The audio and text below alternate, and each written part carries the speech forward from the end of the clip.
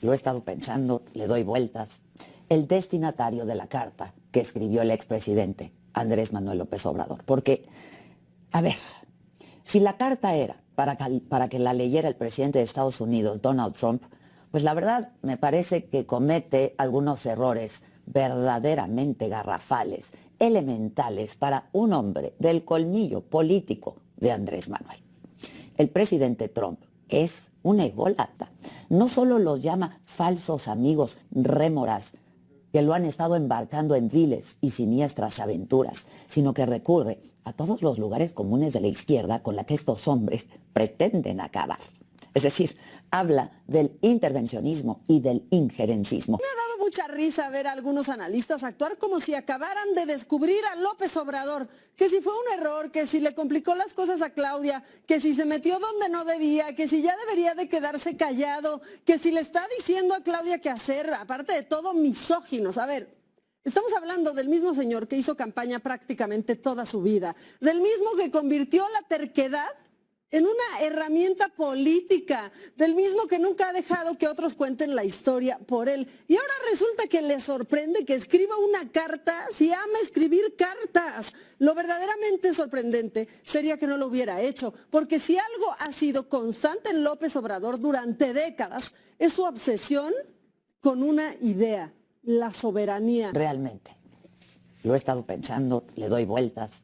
El destinatario de la carta que escribió el expresidente Andrés Manuel López Obrador. Porque, a ver, si la carta era para que la leyera el presidente de Estados Unidos, Donald Trump, pues la verdad me parece que comete algunos errores verdaderamente garrafales, elementales para un hombre del colmillo político de Andrés Manuel. El presidente Trump es un ególatra. Esto es lo que es. ¿Y qué le gustan a los ególatras? Pues los halagos, que le den premios de la paz, que le aplaudan ahí en público, que se reconozca que es sin duda el hombre más poderoso del mundo. ¿Qué es lo que hace López Obrador en su misiva? Pues nada, todo lo contrario. Cuestiona su liderazgo, diciendo textualmente que no ejerce como antes su liderazgo de manera directa y que depende con mayor frecuencia en la toma de decisiones de sus inexpertos, resentidos y fanáticos consejeros. Textual, cierro comillas. Dice que se deja mangonear. Imagínense eso para Trump, que se deja manipular por sus asesores, a los que López Obrador califica de paleros, manipuladores, caciquillos, vividores, ladrones, polizontes, tinterillos, especuladores, filibusteros, potentados, trepadores o malvados.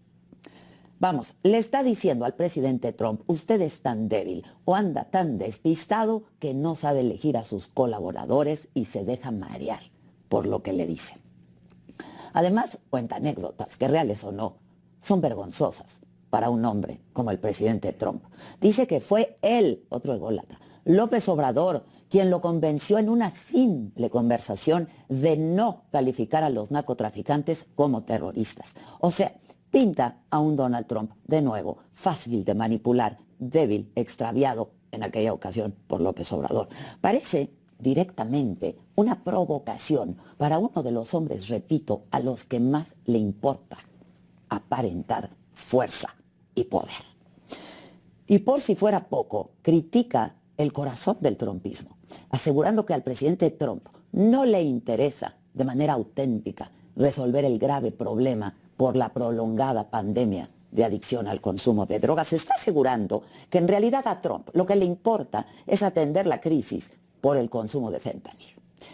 Y también asevera que el combate a la migración y al narcoterrorismo es un mero pretexto de carácter político y electoral para incurrir en las prácticas intervencionistas y nada escrupulosas de siempre, dijo López Obrador. Está tirando a la basura, pues, la esencia de la agenda MAGA, Make America Great Again, es decir, la agenda trumpista. Pero muchísimo peor es si la carta era para que la leyeran los consejeros del presidente Donald Trump, a esos que él califica de inexpertos, resentidos, fanáticos consejeros, que no son precisamente hombres de Estado, es decir, funcionarios como si fueran de medio pelo, el secretario de Estado, Marco Rubio, el embajador de Estados Unidos en México, Ronald Johnson, el director de la CIA, John Ratcliffe, o el fiscal general Todd Blanche. ¿Y por qué digo que es peor? Porque no solamente los insulta y los denosta, no solo los llama falsos amigos, rémoras, que lo han estado embarcando en viles y siniestras aventuras, sino que recurre a todos los lugares comunes de la izquierda con la que estos hombres pretenden acabar. Es decir, habla del intervencionismo y del injerencismo y los acusa literalmente de querer cazar y ajusticiar de manera extraterritorial a cualquier persona sin pruebas, juicio o sentencia alguna, utilizando, dice la carta, la táctica propagandística hitleriana de repetir y repetir mentiras. Y bueno, como si fuera esto una marcha estudiantil y no una carta de un expresidente, hasta cita unos versos de la canción de Calle 13 llamada Latinoamérica. Y miren, yo no digo que esté bien, pero muchos analistas aseguran que desplantes parecidos fueron la gota que derramó el vaso para decidir el operativo contra el dictador venezolano Nicolás Maduro. ¿Se acuerdan del bailecito? Y actitudes semejantes son las que están llevando a las derrotas electorales de líderes izquierdistas en el continente. Chile, Argentina, ahora probablemente Colombia. Tamaño es la molestia, el coraje que presentan estos opositores llamados periodistas como Adela Micha. Es claro y es contundente que el contenido de la carta, las críticas, se esperaba y no sabía Adela Micha y muchos de estos opositores que el contenido iba a tener una reacción como la que están haciendo. Es claro, amigos y amigas, que el destino de esta carta era con un efecto carambola en el cual cayeron redonditos. Es un lobo de mar el expresidente Andrés Manuel López Obrador. Les duele y les arde, no toleran que los exhibió como unos vil traidores, como unos vil sinvergüenzas, como unos vil vendepatrias. De este tamaño, amigos, amigas, conocemos a muchos de estos opositores con el cual andan buscando debilitar al partido de Morena, al proyecto de la Cuarta Transformación, esos injerencistas como de los Estados Unidos, que se creen tener la verdad absoluta y que estos, si lo hace México, es percepción política. Si lo hacen los Estados Unidos, confiesan y dicen, no, es la ley y es realidad y es la verdad absoluta de los americanos. De ese tamaño, veamos, amigos, cómo es que Maca le dice, qué poco ingenuos son estos miserables opositores. Reapareció el viejón. Y a mí me ha dado mucha risa ver a algunos analistas actuar como si acabaran de descubrir a López Obrador, que si fue un error, que si le complicó las cosas a Claudia, que si se metió donde no debía, que si ya debería de quedarse callado, que si le está diciendo a Claudia qué hacer, aparte de todo, misóginos. A ver, estamos hablando del mismo señor que hizo campaña prácticamente toda su vida, del mismo que convirtió la terquedad en una herramienta política, del mismo que nunca ha dejado que otros cuenten la historia por él. Y ahora resulta que le sorprende que escriba una carta, si ama escribir cartas. Lo verdaderamente sorprendente sería que no lo hubiera hecho, porque si algo ha sido constante en López Obrador durante décadas, es su obsesión con una idea: la soberanía. Puedes estar de acuerdo con él, puedes pensar que fue el mejor presidente de México, del mundo, o que fue el peor, pero nadie puede negar que el tema de la soberanía lo tiene siempre enajenado.